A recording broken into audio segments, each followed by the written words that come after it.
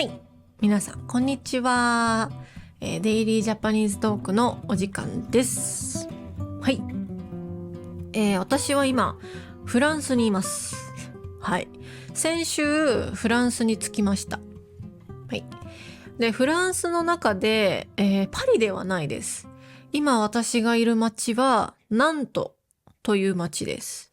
まあ北東かな、北東にある町で、パリからだいたい電車で2時間半ぐらいのところです。はい。とてもとても良いです。はい。まだね、着いたばかりで、特別なことを何かしたわけじゃないんですけど、その日の長さが、東京だとだいたい、この時期だと6時ぐらいに日が沈むんです。夜になるということですね。でも、フランスなんとだと、日が沈むのが8時とか、9時とか。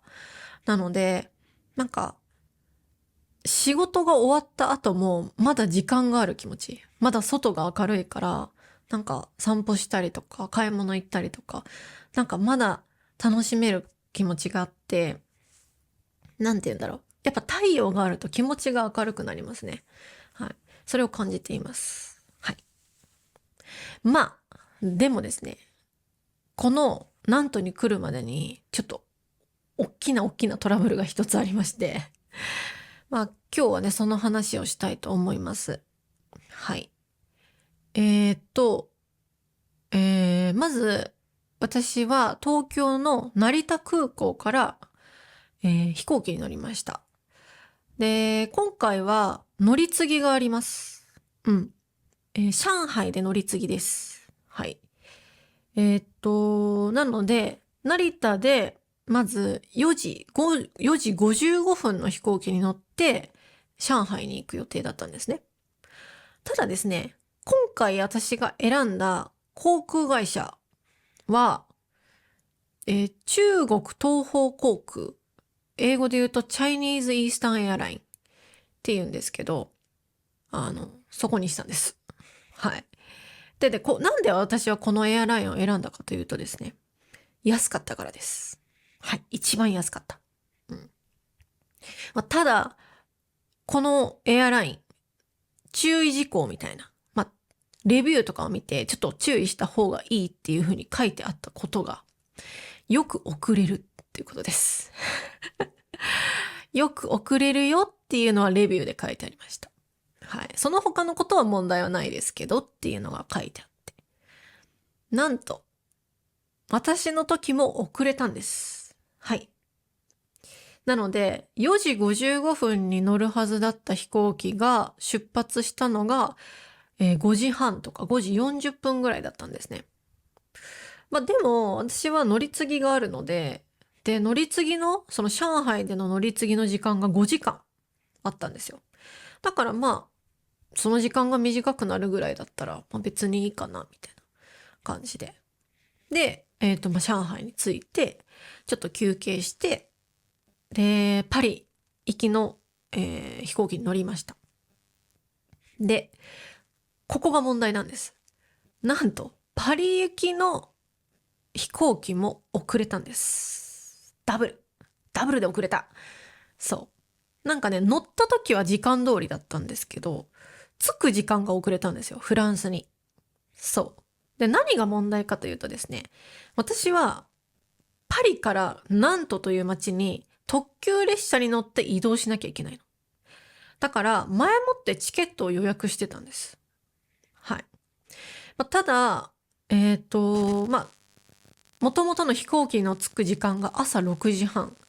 で、多めに見て3時間ぐらい見て、9時半ぐらいにその特急列車の予約をしたんですよね。チケットを買ったんです。3時間あれば大丈夫っしょと思って。友達とか私の生徒さんとか聞いて、3時間あれば大丈夫だと思うけど、みたいな。そう。で私も大丈夫だと思ってた。はい。ただ、そのパリに着く飛行機がだいたい45分ぐらい遅れたんです。だから6時半に着く予定だったのが7時15分とかに着いたの。で、ちょっと時間ないかな、でも大丈夫かなぐらいな感じ。っていうのも、パリの空港から、その特急列車がある駅、モンパルナスという駅なんですけど、ここまでが1時間なんですよ。50分ぐらいかな。だから全然間に合う時間だったの。まあまあまあと思って。で、入国審査、そのパスポートとか見せて、フランスの国に入りますよというチェックするところ、入国審査って言うんですけど、入国審査もスムーズでした。いい感じと思って。そしたら次ですね、荷物が出てこないんですよ。30分ぐらい待ちました、私。荷物。で、だから飛行機が到着したのが7時15分でしょ。で、そっから荷物が出たのがだいたい8時半。1時間以上かかって、ようやく空港から出ることができたんですよ。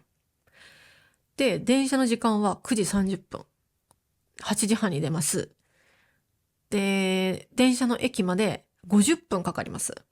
やばい。やばい。走りました。すごく。めちゃめちゃ重い荷物を持ちながら、私は走りました。でも、全然知らない街、全然知らない言葉、全然知らない電車です。だからちょっと時間がやっぱりかかっちゃって。でもなんか助けてくれる人とかもなんか階段とか重くて荷物が、私がゆっくり歩いてたら、荷物を持ってくれた人とかもいて、優しいと思って。でね、なんとか、そのモンパルナスという駅に着いたんです。で、もうその時にもうほぼ時間がない状態。間に合うか間に合わないかぐらいの状態で。で、着いた時に私メトロに乗ってそのモンパルナスという駅に行ったんですけど、メトロだから地下なんですよね。地下。だから、特急列車はもっと上の階なんですよ。そう、なんか2階ぐらいとか。だから地下から上、地上まで登らなきゃいけないの。そう。で、エスカレーターがあるっていうのを聞いていたので、よし、じゃあエスカレーターに乗ってちょっと走りながら行けば間に合うと思って。で、そのモンパルナスでメトロを出て走ったんです、私は。そしたらですね、エスカレーターが止まってたんです。なんでなんでエスカレーターが止まってて、みんなそのエスカレーターを階段みたいに使ってるんですよ。止まってるから。でも私荷物持ってるじゃないですか。で、その荷物超重くて20キロ以上20キロの荷物を持ってたから、エスカレーターを階段みたいに登ることが全然できない。で、私は結局電車を逃しました。はい。全然間に合わなくて。でも、どうしようと思って、もう電車も遅れたし、なんかエスカレーター止まって上に行けない。なんかエレベーターも全然見つけられなくて。なんか、やば。みたいな。もう汗だくだし、私もう汗めっちゃめちゃかいて暑くて。もうやだ。もう、なんか長時間のフライトをして、なんかお風呂、シャワーも浴びてないし、もうなんかよくわかんないみたいな気持ちになっちゃった。でもね、やっぱね、優しいみんな。なんかその姿を見たおじさんが、大丈夫って言って、荷物をね、一緒に持って上がってくれたの、そのエスカレーターを。もう20キロの荷物を、エスカレーターなんか3階分ぐらいもうガーって地上まで登ってくれて、はあ、優しいと思って。だから、チケット、その電車を逃したけど、なんかいろんな、そのフランスの人に助けてもらって、私はちょっとハッピーになりました、結局。うん。マジで、メルシーって感じ。はい。ただですね、そんな気持ちでね、じゃあ次の電車のチケットに変更しようと思って、次の電車のチケットに変えたい。で、その手続きをしたんです。なんか、インフォメーションセンターに行って、ちょっと電車を乗り遅れちゃったから、次の電車のチケットに変えたいですって言ったら、ああ、どうぞ、みたいな感じで。そしたらですね、次のチケットに変える、手数料というかチケット料金が12,000円。77ユーロ。12,000円かかったんです。はみたいな。高っみたいな。だって、私がもともと買ったチケットの値段は39ユーロぐらいだったんですよ。そう。なんだけど、それを逃して、さらに77ユーロ払わなきゃいけなくなって、ってなりましたね。高い !12,000 円はマジで。円安もありますから。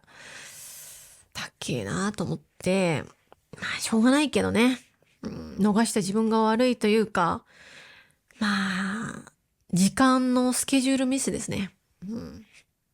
はい。でも、いい経験になりました。これからはもうちょっと時間をもっと多めに、もう3時間じゃ足りない。もっと多めに時間を見て計画した方がいいなと思いました。はい。ということで、以上です。フランス生活頑張ります。はい。最後にですね、ちょっとお知らせでして、私のグループ会話クラス、サニーサイドジャパニーズというグループ会話クラスがあるんですけど、今10% オフクーポンを、使うことができます。皆さん。